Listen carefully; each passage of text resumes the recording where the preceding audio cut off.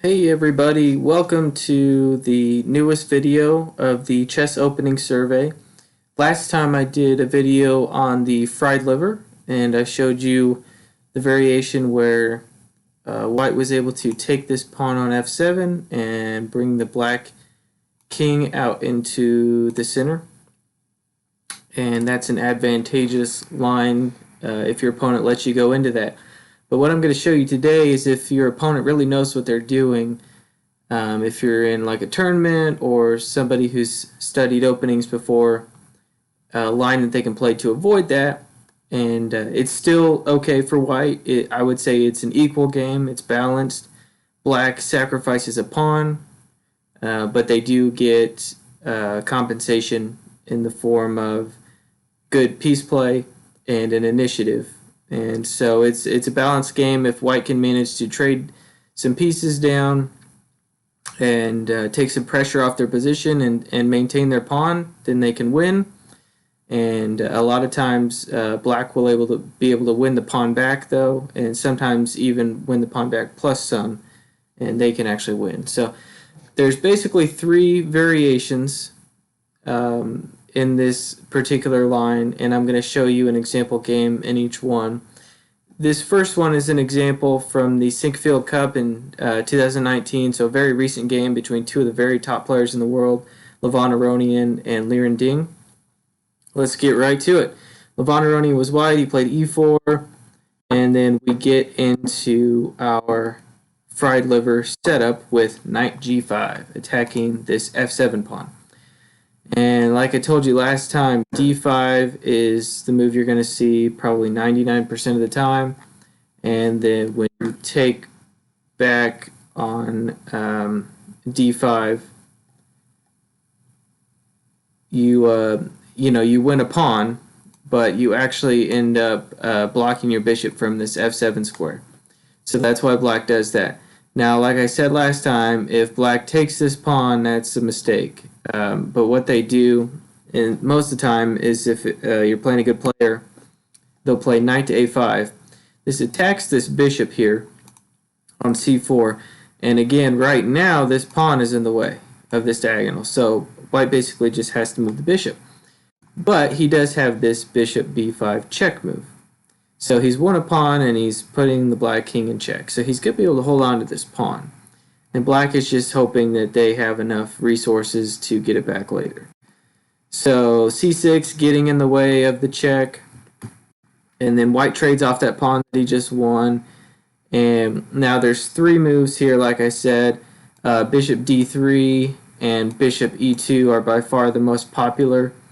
And then also queen f3 is a move. If you'll notice, if we play queen f3, black can't take this bishop here because this rook would be hanging. So that is a true win of a pawn, but black obviously gets a lot of counterplay for it. So let's go on with this game. Levon chose the bishop d3 line. And knight d5, as you'll notice, black gets started right away with this counterplay. He's attacking this knight now. This knight is on a really good square, and it can potentially come to the f4 square. And also, this pawn can potentially go to f5. So I actually personally like this position for black. This is why I wouldn't play this bishop d3 move myself in a tournament. You have to be very, very knowledgeable about this, or I personally think black is going to end up getting a better game, but we'll see what happens here. Knight f3, obviously, like I said, his knight was attacked, so he's moving back out of the way. Bishop d6, reinforcing this e5 pawn and getting ready to castle. White castles, and then black, like I said, uses this great outpost for a knight. It's protected by this pawn, and that's a very good piece. And white's trying to get developed as fast as he can to maintain his pawn advantage and not have any other disadvantages. But black goes ahead and takes this pawn, and now you can see white has these doubled isolated pawns in the middle of the board, which are a big weakness. And not only that, but this bishop is really bad right now. So these doubled isolated pawns are going to be prone to be taken at some point, And also, they get in the way of each other. White would like to play d4 and then bring this bishop out, but he's kind of stuck. So, again, I would say this is roughly equal at this point, even though white is ahead of pawn. So, like I said, white knows that he's not going to be able to get his bishop out on this from this d pawn, so he goes ahead and starts looking at this diagonal to develop it. And black plays this pawn up here to give his knight the c6 square potentially, and it also gives this bishop the potential to get onto this file. And white plays bishop a3, just again trying to get his pieces developed. And black brings his knight back into the center of the board because it wasn't doing much there on a5. And again, white is just doing some normal developing moves. And you know, white is happy to have some pieces being traded off here because if he can get to an endgame where he's still up a pawn, that's a huge advantage. But black knows that these pawns are a huge weakness, and he does have 2 bishops versus 2 knights, which is going to be good for him in the middle game. And so black actually moves his bishop back all the way because this opens the file for the queen, and he knows that he'd like to keep these 2 bishops versus these 2 knights, and he didn't want that knight to trade itself for that bishop. So black gets his pawn back, but white wins another pawn right away in exchange. But as you can see, these 2 bishops are very good here. This pawn really isn't going anywhere, and it's going to come under attack. So this is a fairly balanced game. And you know, white did manage to somehow maintain his pawn and actually get it to d4. But let's be honest, this pawn doesn't have any pawns around it to protect it, and there's really no way it's going to get to this d5 square with this bishop like this. So, you know, I'm just going to go through the rest of this pretty quickly. White's trying to find some way to convert his extra pawn, but there really isn't enough here. So we're gonna actually come to the end of this game pretty soon. So I'll just kind of let you see the finish of it. Both players knew that there wasn't really enough in this position, so a draw was agreed shortly after. So let's go to the next variation that I told you about. Let me pull that game up here.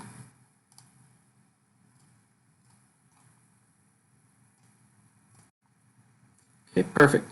So this is a 2530 rated player against a 2480 rated player, so pretty strong players. And they're getting into our normal setup and this knight a5 move again. And again, here's the other main line I told you about, bishop to e2. So instead of putting the bishop on d3 and possibly coming under attack with this knight and then, you know, the f pawn and e pawn, white says, I'm just going to bring this bishop to safety and try not to have to deal with some of that stuff. Black plays h6 to kick the knight away, and white plays knight f3. Another popular line is to go knight h3. I'm not going to go over that today. I personally would prefer knight f3. So e4 attacking the knight, and then the knight goes to e5. And it's interesting, this knight is actually almost running out of squares here because this pawn is attacking both the retreat squares there. This knight's covering this one. But he does have this interesting resource. It's cool to remember. If black was to play bishop d6 here, attacking the knight, white could play d4, protecting the knight, and then if en passant, white could bring his knight back. And this is a relevant variation. It's about equal also. But I think actually white has been doing pretty well in these types of positions. He's been able to play his pawn up to b3, his bishop here on this diagonal, bring his knight to c3, and usually maintain his pawn advantage. And I actually think white's doing pretty well in this variation. So Black has come up with this bishop c5 move, which is, personally, I feel a little bit better. The idea being that this diagonal is pretty weak. So let's say, for example, if White just played a random move like a3 to try and fork this bishop and knight. Black could actually play bishop takes f2 check here. If king takes f2, queen d4 check, and then he could pick up the knight on the next move with a great position. So what White does here is he plays c3, which stops the queen from coming here in that potential variation. And then queen c7. So White plays d4 to protect the knight. En passant, just like the last move. And then bishop d6, so that the knight doesn't trade itself for the bishop. And this looks a lot like the exact position I just showed you. But the difference is here, this c-pawn is actually in the way for White. He can't play his bishop here because it would be stuck behind the c-pawn, and he literally cannot put his knight on the c3 square because there's a pawn there. So this is actually a more favorable variation of that line I just showed you, because the c-pawn is in the way. But one way that's White's been potentially getting a little bit of something to play for here is to play like this, to kick this knight back to b7 and then put his knight on c4. And again, this is almost exactly equal. White has an extra pawn, but Black has sufficient compensation for it. I think both sides have all three possibilities, or a draw, or each player could win this game. And Black is sensibly developing his pieces. White wins another pawn, but Black is getting his pieces on really good squares, and this game is actually agreed to a draw here. So Black has the pieces on really good squares. It's going to be difficult for White to make anything of this extra pawn here. And then the final variation I'll show you, let me pull this game up here, is from two of the very top players in the world. This was played almost a decade ago, though. Still very interesting and relevant to us. Shakhriyar Mamajirov versus Evgeny Tomashevsky. So both very high-level players, both rated 2,700.